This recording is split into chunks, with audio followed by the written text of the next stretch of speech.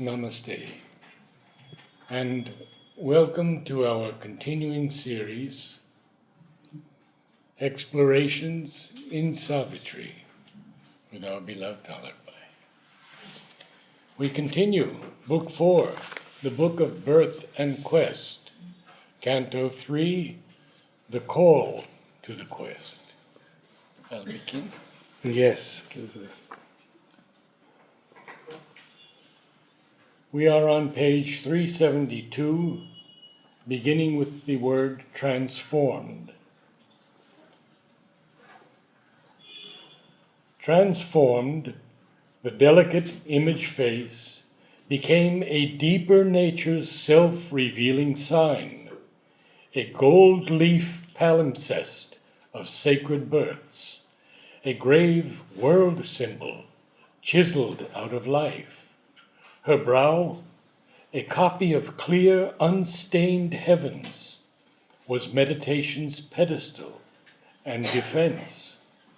The very room and smile of musing space, its brooding line, infinity's symbol curve. Amid her tresses, cloudy multitude, her long eyes shadowed as by wings of night, under that moon-gold forehead's dreaming breath, were seas of love and thought that held the world. Marveling at life and earth, they saw truths far. So this is the difference between the human vision of and the divine vision. Man sees the surface, a figure, a form, a name, a little surface personality, habitual reactions, responses, outer behavior. But the divine sees the depths, and from the depths sees the surface. So, this is incidentally the second time that Ashwapati is seeing his daughter. The first time is when we are introduced in the book of fate, when she comes back, and that is also very interesting, where he sees for a moment, but after that it is Narad who surrounds her by his gaze, and there is a beautiful description. So I look at this one and the previous description as what Sri Aurobindo would have seen when the mother arrived. Oh yes. Because nowhere he has mentioned it, it's not in any records.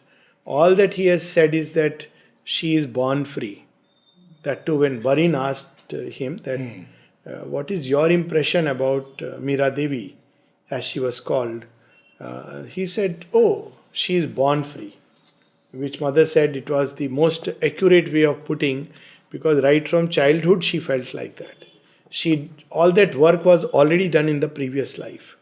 But this aspect, how he could have described except through the Savitri, where he can describe in fullness. All this he couldn't have described. Oh, when I saw her, I saw all these things. Sri Aurobindo is the supreme poet himself. So here is a wonderful description which continues. It is a seeing from within outward, transformed the delicate image face became a deeper nature's self-revealing sign. So the face is often, actually all mystics know it, and both Sri Aurobindo and Sri Ramakrishna have used the photograph and the outer figure as a means to understand the divine configuration, if I may use the word, and the divine expression that is to take place within. So Sri Ramakrishna, even about, he didn't do this with Swami Vivekananda, but there were people to whom he would observe just physically for a long time. And the person would be seated and he would see everything, eyes, nose, everything. And then he would accept or not accept. And the mother and Sri Aurobindo had a different way. They would ask for the photograph. So if you know that earlier, people sent their photographs, even children sent photographs for those who were admitted, and they would see and then decide. So, of course, photograph becomes a means of going within into the consciousness, but also it reveals. There are description of disciples where Sri Aurobindo says, "Oh, his brow reveals this, his eyes reveal this, but this part below the nose is weak," and that's how he would. It's a whole science which we don't know. The mother said that the human body is a symbol; it's symbolic of the inner movements. So here he is describing the face. And the face which is delicate, And mother, when Jyoti Priya sent my photograph to mother asked for a sample of my handwriting also. Yes. So there were ways and means. It's not just about, that, okay, come in and, so there are ways and means, about the deeper movements. And especially, now he is the divine in a human body. So he has to use certain means to come in contact. That's why when people say, what is the use of my telling the mother or writing to her? Doesn't she know everything? Well, she knows everything in her fundamental consciousness. But this, number one, builds a bridge. Second, gives an opportunity to act through the external means. The outer becomes a revealing sign of what's going on inside. So this is where we see that the delicate image face became a deeper nature's self-revealing sign, a gold leaf palimpsest of sacred births, a grave world symbol chiseled out of life. So palimpsest, if I am not mistaken, is a paper on which you write, overwrite something. It was actually a tablet in the early days. And on that tablet, one would write something new, but one could see behind it the writing from a previous writing, and then a previous and previous. And so this marvelous thing of the palimpsest of sacred births going back further. So he could see in one vision all her previous lives, where she has worked, they have worked together for the divine victory. Yes. So what a marvelous description. That in one vision, now Sri Aurobindo could have said he could see all her previous life, but that's where poetry comes in and that's where the supreme mastery comes in. But he is giving an image, and image of, where does he bring this image? That's the beauty of it. Such a wonderful image. Yeah. A grave world symbol chiseled out of life, her brow a copy of clear unstained heavens, was meditation's pedestal and defense. So one could see from the brow that here is someone who is deep into, has led a meditative life altogether. The very room and smile of musing space, the very room and smile of musing space, its brooding line, infinity's symbol curve. So on one side he is seeing the brow and the forehead, which is a room for meditation. It's filled with blankness, filled with the luminous thoughts. At the same time, it is the smile, because he's describing the curve. And so both images so beautifully he brings together. Amid her tresses cloudy multitude, her long eyes shadowed as by wings of night, under that moon gold forehead's dreaming breath were seas of love and thought that held the world, marveling at life and earth, they saw truth's far. Just her eyes are being described. And her hair. Hairs surrounded, they are the backdrop. And the lashes, as if in the night, and this is the gold moon. And what are these eyes gazing? At truth's afar. So, this is, if you want to put it, divine Shringar Ras. If in Indian thought, there are 10 types of rasas. The joy, it's not exactly joy. You can't really translate it. Essence, sap, through various, dances, art forms. So this is supreme Shringar Ras, where he's describing the face, not yet fully described. And he is describing it with such sublime beauty. And it must be Sri Aurobindo's vision of mother. Yeah, I agree exactly. So when with you. people Because ask, Ashwapati is looking at her. so when somebody says that, as Sri Aurobindo described somewhere, well, here it is. And how could he describe all this if somebody asked him, words would fall flat. So, a deathless meaning filled her mortal limbs, as in a golden was poignant line. They seemed to carry the rhythmic sob of bliss of earth's mute adoration towards heaven. It was as if her very body was aspiring towards the bliss of heaven. And sob of bliss, a bliss which is abundant, which is in excess, and yet, it has to undergo a limitation. That sob of bliss, it's a very amazing line. Released in beauty's cry of living form towards the perfection of eternal things. So, even at that point of time, she knows, in volume 2, this must be 1912 or maybe a little earlier, the mother speaks of why there is suffering. Can you imagine what she speaks of? She doesn't say it is because of desire, because of ego, because of even ignorance. She says it comes from the imperfection of matter. I have not seen a more accurate understanding, but the fact is that the moment you are released from its stranglehold, the soul is eternally free. It is beauty, it is love, it's delight. So what happens to it? The moment it enters the domain of matter, with all the jailers around, vital and mental, it suffers this diminution. It gets conditioned to matter, forgets itself. So imperfection of matter. And that's why the transformation of the body and material life is important, indispensable if we want a divine life. It's not possible without that. We may have all the inner experiences, but it won't create a divine life. So that's why the body itself is aspiring towards eternal thing, towards the perfection. And I think you children have to learn to work with the body, exercise, practice, run, jump, do everything to prepare this body. It's semi-humorously. If you don't get time to physically do it mentally. Imagine that you are doing a set of exercises. I'm not joking, it also helps. This is not the shortcut. Don't adopt it. But it does help because it, at least the mind gives the message to the body that's exercising. But don't take it that it's a substitute. Physical exercise is physical exercise. Don't fool the body. After some time it will know that you are playing a trick. So, transparent grown the ephemeral living dress. What is this living dress? The body. The body. Living dress. Who has described the body in this way? Yeah. Transparent grown, the ephemeral living dress, bared the expressive deity to his view. So he suddenly sees, oh, it is the Divine Mother. Now he sees it, yes. Who is coming.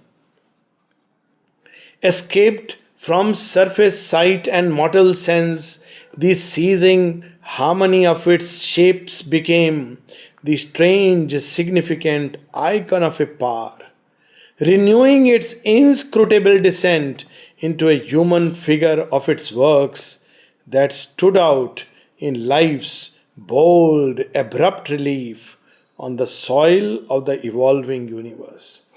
So, when Mother speaks of 4 austerities, she speaks of tapasya. So, normally tapasya, people think, oh, I must from today eat food only once, wear only white dress or saffron dress or whatever dress, and do this, and I shouldn't speak to someone. Now you see, when she describes this tapasya, anyone remembers what is the first tapasya she speaks of? Tapasya of beauty. And what does it relate to? To the physical form. Yes. Can you imagine that she speaks of tapasya of beauty for the physical form, where she speaks about food, she speaks about sleep, she speaks about work, she speaks about exercise, she speaks about the balance between work and rest. All these things come under the tapasya of body. It's not just about, it's certainly not about just artificially modeling. It's about creating the spirit of beauty inside. your body. And the body is meant to express beauty, something that the ancient Olympians knew about.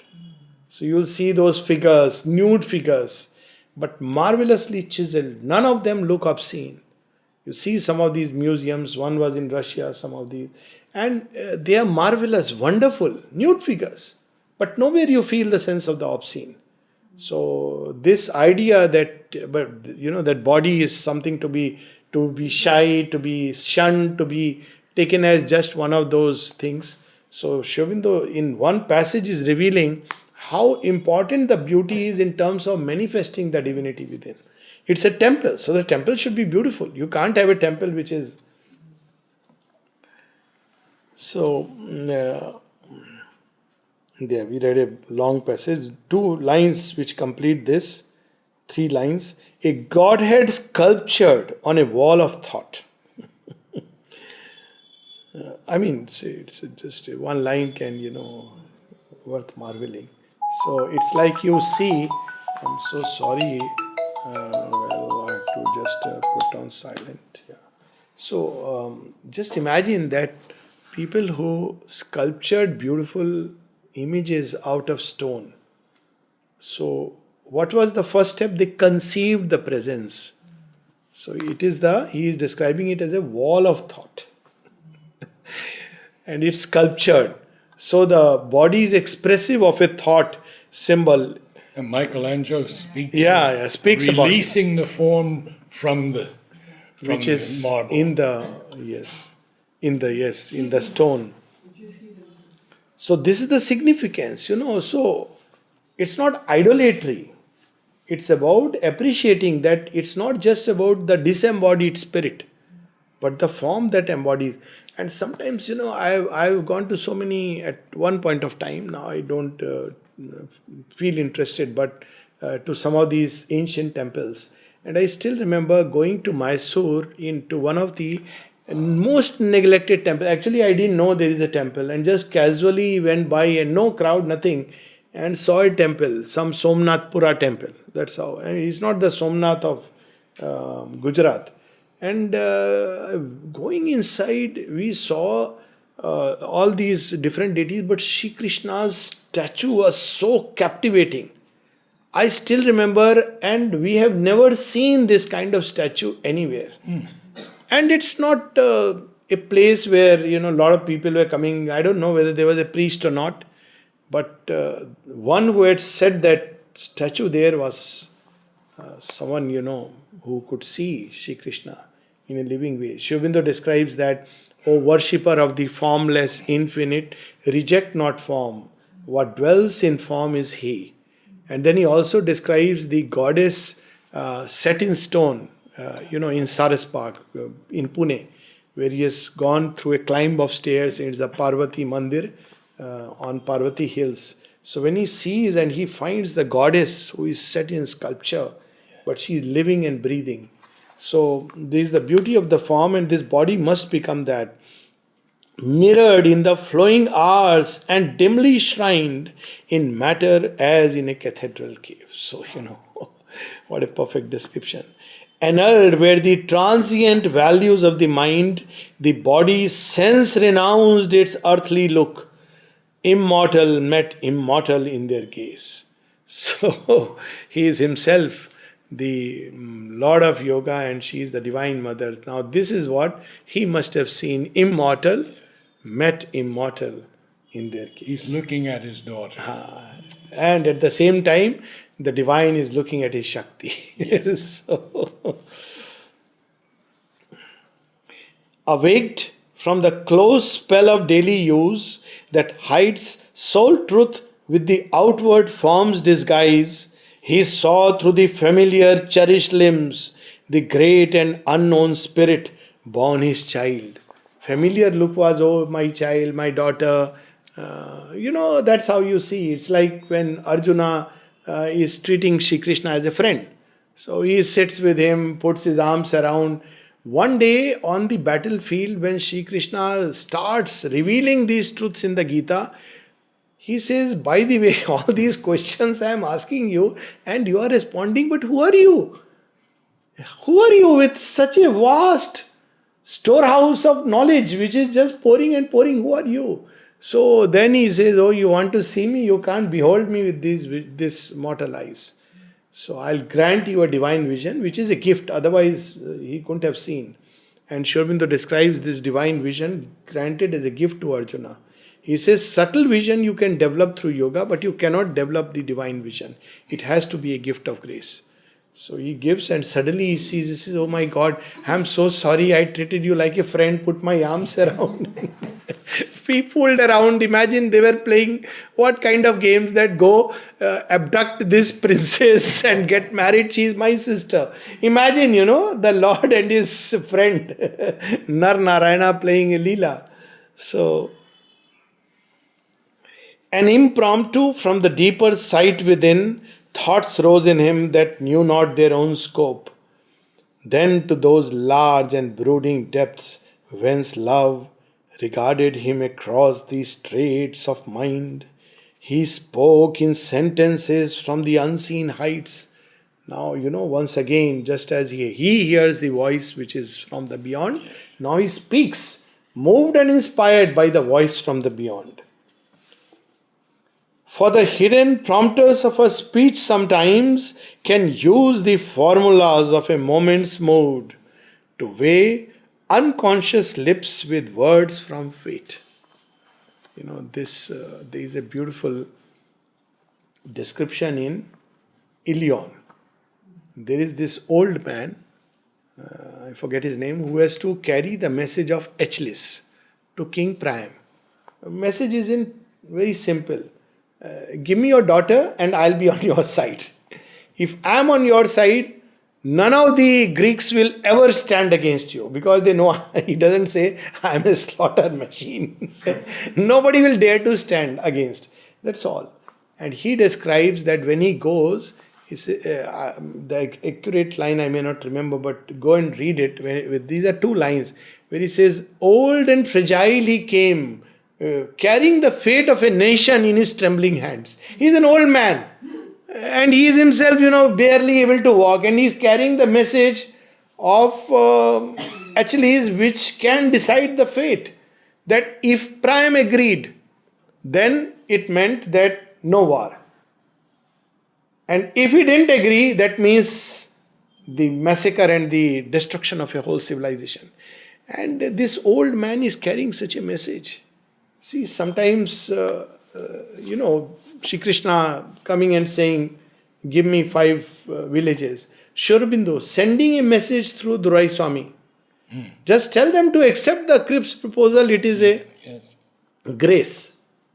And look at the fool sitting there who says, oh, it's a post-dated check. What does he know in his room about politics? Who was the great man? The great Mahatma.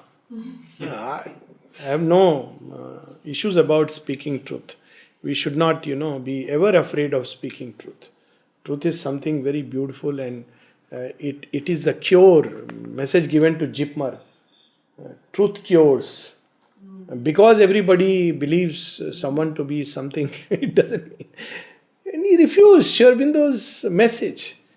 So here he says that sometimes a moment's mood where, unconscious lips, they release fate. So it was fate that Durai Swami Iyer was carrying. A casual passing phrase can change our life. So many examples. Kalidas. What was the passing phrase? You are an idiot. Who said? His wife. So many husbands keep hearing from their wives this phrase. Wonderful phrase. But they never change. But Kalidas took it seriously. And he became what he became. Same with Tulsidas, another man. See, wives, you should take seriously when they speak something. What did Tulsidas say? What a fool you are. You love me so madly. If you loved Rama so madly, you would have realized him. So Tulsidas says, is it so? He is hurt. He is moved to the core. A casual passing phrase. Later on it is said his wife repented. captured by a poet because he left and went away in search of Rama. And it is said that in her poetry, she would write poetry later on. She says, she's asking the crow that when I die, let all my parts be taken away except my eyes. They are still waiting for my loved one to return. So there is a sublime pathos in that story. And yet, what he gifted to the world is thanks to his wife, who in a moment's mood let out a sentence which he took seriously and changed. So carry on. Yes, please. So Aswapati begins speaking to his daughter. O Spirit, traveler of eternity, who camest from the immortal spaces here, armed for the splendid hazard of thy life, to set thy conquering foot on chance and time. The moon, shut in her halo, dreams like thee. A mighty presence still defends thy frame. Perhaps the heavens guard thee for some great soul. Thy fate, thy work, are kept somewhere afar. Thy spirit came not down a star alone. O living inscription of the beauty of love, nestled in aureate virginity, what message of heavenly strength and bliss in thee is written with the eternal sun-white script? One shall discover, and greaten with it his life, to whom thou loosenest thy heart's jeweled strings. So beautiful this is. Remarkable. So now he is speaking to her who is a daughter and the daughter of the sun. He is not addressing her anymore as my child. O Spirit, traveler of eternity, who camest from the immortal spaces here, armed for the splendid hazard of thy life, to set thy conquering foot on chance and time. The moon shut in her halo dreams like thee. Look at, each line is so inspiring. We get so much worked up with circumstances and we want to run away. And Sri Aurobindo, I was just reading about renunciation. And Sri Aurobindo says, if life is a challenge and a difficult thing, all the more reason that we must go into it and take the challenge. This is the spirit with which, that was what you find in the Mahabharata and the Ramayana. It's not about the psychic presence. That is not so prominent. But what you discover is that they took the challenge of life. Look at one Abhimanyu. 17-year-old, 16-year-old boy. He says, oh, this, I will try it. I'll do it. But you can't come back. Doesn't matter. Let me try it. This is the spirit which we must have in yoga. So what is the spirit? Armed for the splendid hazard of thy life. Life is a hazard. But look, with one word as an adjective, Sri Aurobindo changes the sense. Splendid hazard. And what is it about? To set thy conquering foot on chance and time. So against you, who is standing? Chance. You don't know when it will suddenly hurl a stone from here or something else from there. And time, who is already conspiring. You don't know that when you have moved thus far, what event is going to strike you. That is time. And yet the soul in man is greater than his fate. And so the conquering foot. What an image. Doesn't matter. You have given the freedom. You try whatever you want to. And yet the soul in man is greater than his fate. The moon shut in her halo dreams like this. So, how is this? I'd like to speak a little about the moon. Because we think now that we have been to the moon, we know everything. We know nothing about the moon. Sri Aurobindo speaks about the moon so often in Savitri. A moon-touched palm tree, single by a lake.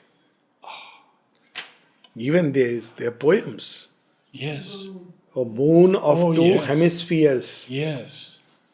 the mystic moon, so many places he has. Yes, yes. Yes, so it is the moon is the symbol of spiritual mind. Yes. So that's why you have the waxing and waning. Whereas sun is the symbol of supramental, where there is no waxing and waning. Yes. So the fullness of the moon indicates a spiritual perfection which you can have at the level of the spiritual mind. But it can't stay, it will wane. So that is why, Shiva holds the waxing and waning moon on his head. It's a very interesting legend. Legend. Thank you. Legend. It's a very interesting. I was thinking I must use this word today somewhere and correct. So there you go. Yeah. So it's a very interesting legend of Shiva about the moon, because moon is cursed by Daksh to die. And this curse means that man will live within limits of the mind set by Daksh. He cannot go beyond into the spiritual realms. This is what it means. Why? Because he has enticed some of his daughters. So, means the energies which are there released, he will carry those energies into higher realms. So, he is cursed. But this curse is broken by Shiva, and he says, okay, I can't completely undo it, but I will hold you on my head, so you will never really die. You will grow to fullness, come back. It will look as if you are gone and you will come back again. So it's a very interesting story. I don't want to get into it because there are many sides to it. But the moon shut in her halo dreams like thee. It's the spiritual mind. What does it dream of? It dreams of the supramental truth which is about to come. So this is the this line. A mighty presence still defends thy frame. Because she is a mission child. So this, even earlier in Canto 2, the white dragon bird of bliss which hovers around her, the gods are defending, because they know that, so those who are missioned are protected like that. Perhaps the heavens guard thee for some great soul, thy fate, thy work are kept somewhere afar. Thy spirit came not down a star alone. So this is what that you have to find, who will be a partner in the great deed, in the great mission that you are born with. And he already sees, he foresees that she is going to find her answering soul in Satyavan. Oh, living inscription of the beauty of love. Again, what a description. I mean, Savitri is supreme beauty. He speaks of the 5 suns which constitute mantric poetry. The sun of truth, the sun of power, and among them is the sun of beauty. Yes. And Savitri through and through. I mean, this one line, even it's beyond imagination and conception to describe Savitri as a living inscription of the beauty of love. Love has also delight. Yes. And the beauty of love. And now look at this another line. Mistled in aureate virginity. Why aureate virginity? So aureate again, all this gold, perfect, the supramental, untouched ever, unspoiled. So it's very interesting, the conception of virginity. So virginity we think is something physical. But Nalnida writes at one place, chastity is a thing of the mind and not of the body. That's how you look at Draupadi. In her mind and heart, she had given to Krishna and Krishna alone. So it's a very different understanding that we had about chastity, about virginity, which is still. So it's an aureate virginity. Something which has been untouched. Not only untouched, something which nothing can touch. Which will never be, sullied. Which will remain forever pure. So this purity he is describing as, aureate. And then he says mistled. Missile, yeah. It's a very important word, mistled. We know what a missile is. What is it? What is a missile? Well, we have missals in the Western Church. Yes. Yes. So it's a beautiful book of prayers and of enlightenment. And so she is that missile of aureate virginity.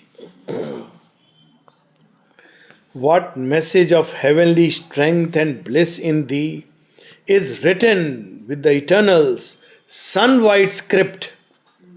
One shall discover and greaten with it his life, to whom thou loosenest thy heart's jeweled strings.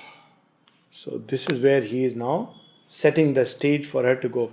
It's not easy, why Shobindu is describing at such length. It's not easy, such souls, to really go and find a partner. There is a whole description in the Puranas. Kartikeya. Kartikeya is a warrior. He is the leader of the gods in the battle. And he is a symbol of the psychic being. So at one point, Kartikeya has to be convinced about marriage. And he says, no, I don't need. So Ganeshji has to try all kinds of tricks up his sleeve. And eventually say, look at our parents and how beautifully they are married. I mean, the story has many sides to it, but ultimately it comes to that how they complement each other and how they fulfill each other, how they are the strength of each other. The true significance of marriage is revealed there. So here he is saying that somebody who will complement you, who will be partner, whom you will loosen your heartstrings. Yeah. O rubies of silence, lips from which there stole low laughter, music of tranquility, star-lustrous eyes, awake in sweet large night, and limbs like fine-linked poems made of gold, stanza'd to glimmering curves by artist gods. Depart, where love and destiny call your charm. Oh, so it continues. Oh, rubies of silence. Now, ruby. He's describing the lips. Oh, rubies of silence, lips from which there stole low laughter, music of tranquility. Even when she laughed, what kind of laughter it was. And it was something soft, and there was something musical about it.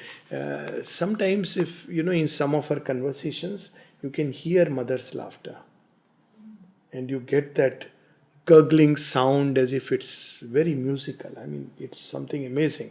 So I'm so happy that in conversations they have kept that intact.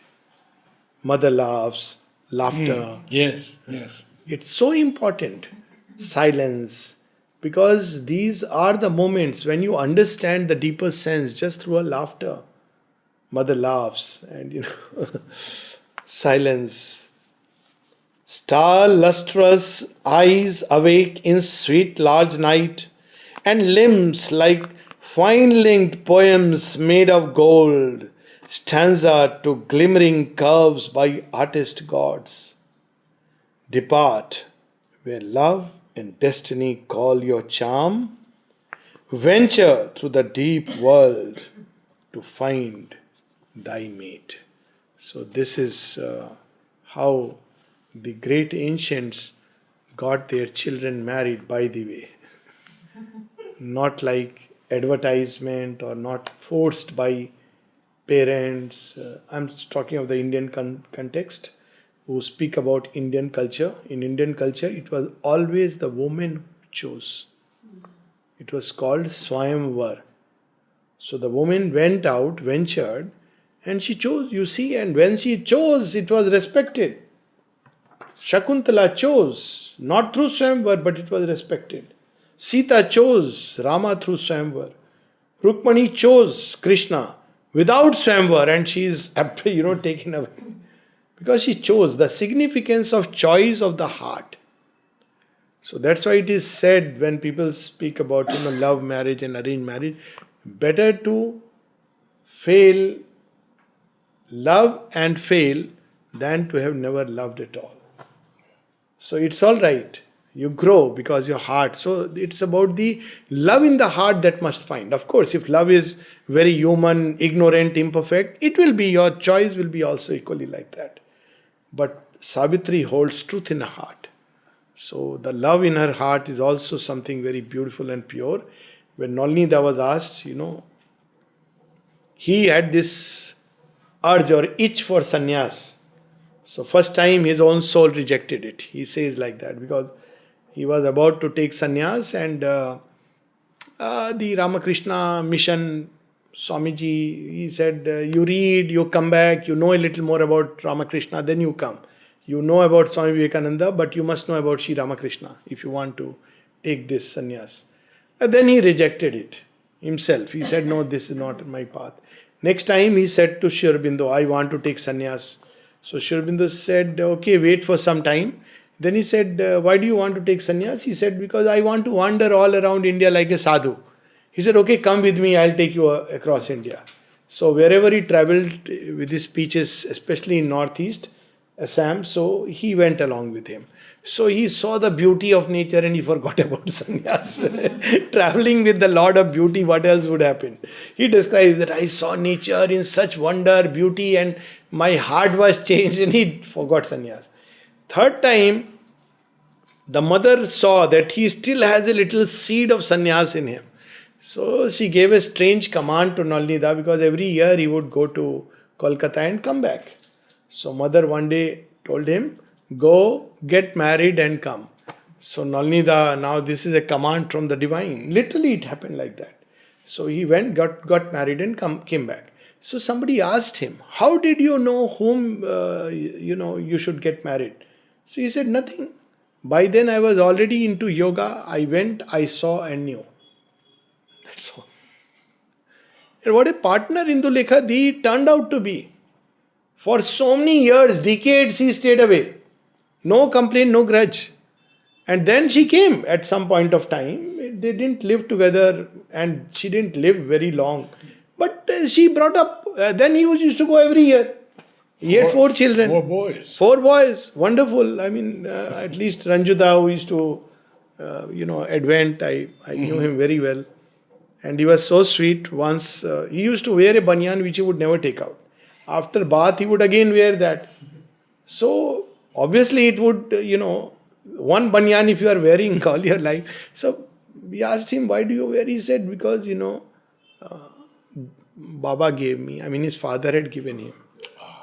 He was so touched and he would wear it. Because he was a very sweet person. I mean, I used to interact with him because of Advent, and he was very fond. So this is how, and when Nalnida was asked that you are not worried about your children, somebody complained to mother. He doesn't care about his children. So mother called him, Nalini, is it true? He said, well, mother, you are there to take care. Why should I bother? And then she said, all right.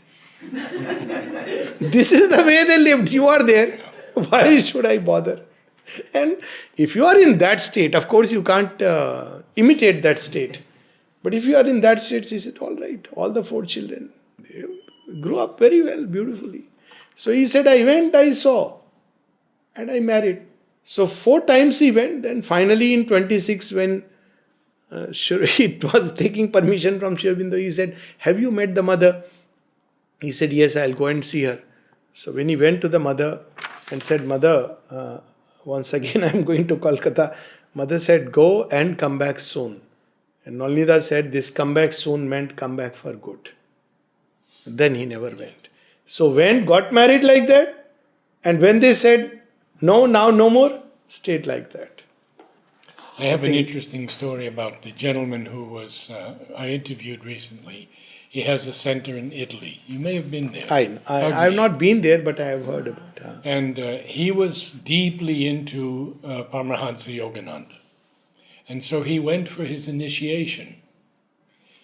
And he was about to have his initiation when he tells this senior lady, I've been reading Sri Aurobindo and I really love him. And she says, if you want Sri Aurobindo, no initiation. And he walked away. He said, I'll take Sri Aurobindo. I mean, ultimate master. What do you need after that? So, I think we'll stop here. Okay. And we will meet next Sunday. Next Sunday. Next Sunday and Monday we'll meet. And I think we can after that decide. Okay. So wonderful. Thank you. Thank you. Namaste.